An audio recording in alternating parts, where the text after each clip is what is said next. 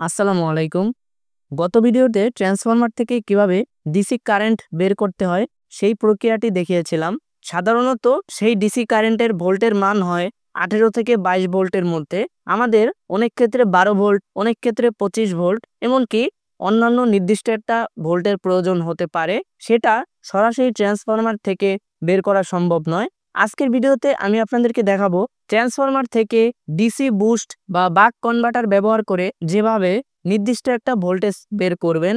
আপনি যদি ট্রান্সফরমার থেকে কিভাবে ডিসি কারেন্ট বের করতে হয় সেটা না জানেন, তাহলে অবশ্যই এই ভিডিওটি আগে দেখে নেবেন। ভিডিওটির লিংক ডেসক্রিপশন বক্সে দিয়ে রাখবো। তাহলে চলুন মূল ভিডিওটি শুরু করি। এই কাজটি করার জন্য আমাদের বিভিন্ন ধরনের ভোল্টেজ বুস্ট এবং বাক কনভার্টার প্রয়োজন হবে। বাজারে এবং অনলাইন মার্কেটে বিভিন্ন ধরনের বুস্ট এবং বাক কনভার্টার পাওয়া যায়। এক এক কনভার্টারের কর্মদক্ষতা এক এক ধরনের। আপনার যতটুকু কর্মদক্ষতা সম্পন্ন বাক বা বুস্ট কনভার্টার প্রয়োজন সেটি আপনি সংগ্রহ করবেন। উল্লেখ্য, বাক কনভার্টার ভোল্টেজের পরিমাণ কমিয়ে দেয় এবং বুস্ট কনভার্টার ভোল্টেজের পরিমাণ বাড়িয়ে দেয়। আমার কাছে এই মুহূর্তে একটি বুস্ট কনভার্টার এবং দুইটি বাক কনভার্টার রয়েছে। লাল কালার বিশিষ্ট কনভার্টারটি হলো বুস্ট কনভার্টার এবং বাকি নীল কালার সার্কিট বিশিষ্ট দুটি কনভার্টার হচ্ছে বাক কনভার্টার। প্রথমে বাক কনভার্টারের ব্যবহার দেখি। এই কনভার্টার দুটির মডেল একই। মডেল নাম্বার হচ্ছে XL4015। বাম পাশের কনভার্টারটির সাহায্যে ভোল্টেজ এবং অ্যাম্পিয়ার দুটোই কন্ট্রোলিং করা সহ ব্যাটারি চার্জ করা যাবে এবং ডান পাশের মডিউলটিতে শুধুমাত্র ভোল্টেজ অ্যাডজাস্ট করে ব্যবহার করা যায়। প্রথমে শুধুমাত্র ভোল্টেজ অ্যাডজাস্ট করা যায় সেই মডিউলটি দিয়ে ডিফারেন্ট ভোল্টেজ বের করে আমি আপনাদেরকে দেখাই। এর জন্য ট্রান্সফরমার থেকে বের হওয়া ডিসি কারেন্টের পোলারিটি মেনটেন করে প্লাস এবং মাইনাস তার বের করি। এরপর XL4015 মডিউলটির ইনপুট সেকশনে ট্রান্সফরমার থেকে বের হওয়া প্লাস এবং মাইনাস ঠিকঠাক দেখে কানেকশন করে দেই।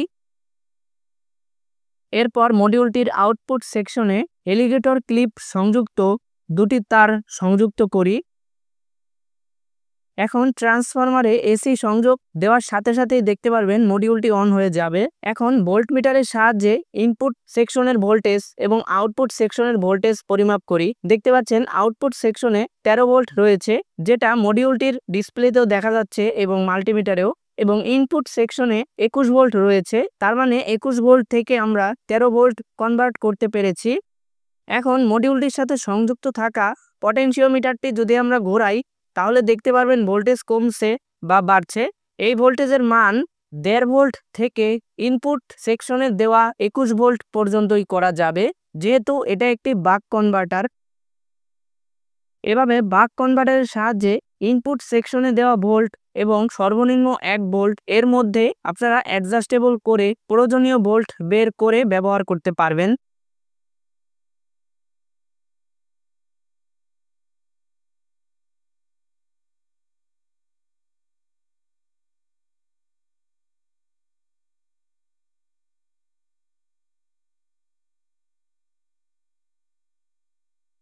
এটি হচ্ছে একটি 12 ভোল্টের লাইট। ট্রান্সফরমার থেকে বের হয় 21 ভোল্ট। সেক্ষেত্রে 21 ভোল্টে দিলে এই লাইট পুরো নষ্ট হয়ে যাবে। বাক কনভার্টারে 12 ভোল্ট সেট করে এই লাইটটিতে আমরা কারেন্ট দিব, দেখব এটি চলে কিনা।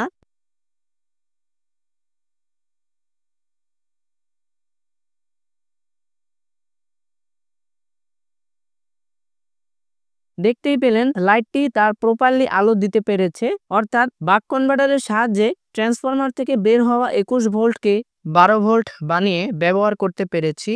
এখন XL4015 এর অন্য মডেলের মডিউলটির ইনপুট সেকশনে প্লাস এবং মাইনাস তার সংযুক্ত করব। এখানে ইনপুট সেকশনের ভোল্টেজ 20.2 ভোল্ট দেখা যাচ্ছে এবং আউটপুট ভোল্টেজের মান 17.2 ভোল্ট দেখা যাচ্ছে। এই মডিউলটির সাহায্যে input volt, output current, output watt দেখা যায়। তাছাড়া এটা দিয়ে ব্যাটারি চার্জ করা যায়, যেটা আমি এখন আপনাদেরকে দেখাবো। এই মডিউলটি দিয়ে আমি এখন 12 ভোল্টের একটি ব্যাটারি ব্যাক চার্জ করব। ব্যাটারিটির ফুললি চার্জড ভোল্টেজ 12.6 ভোল্ট, তাই আমি মডিউলটিতে 12.8 ভোল্ট সেট করে নিচ্ছি। বোঝার সুবিধার্থে আমি মডিউলটিকে অ্যাম্পিয়ার মোডে সেট করেছি।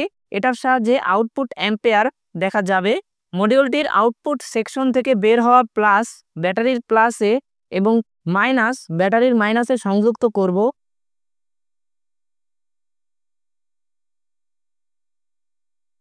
দেখতে পাচ্ছেন ব্যাটারিটি এখন 1.16 অ্যাম্পিয়ারে চার্জ হচ্ছে।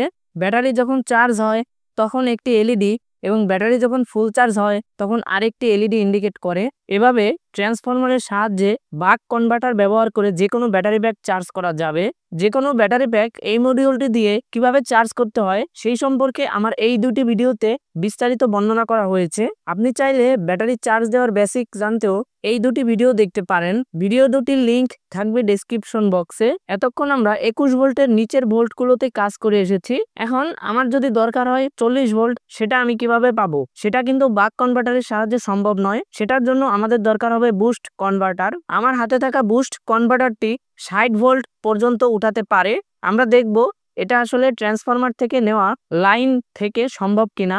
এর জন্য বুস্ট কনভার্টারের ইনপুট সেকশনে ট্রান্সফরমার থেকে আসা প্লাস তার এবং মাইনাস তার বুস্ট কনভার্টারের প্লাস এবং মাইনাস প্রান্তে কানেক্ট করে দেই।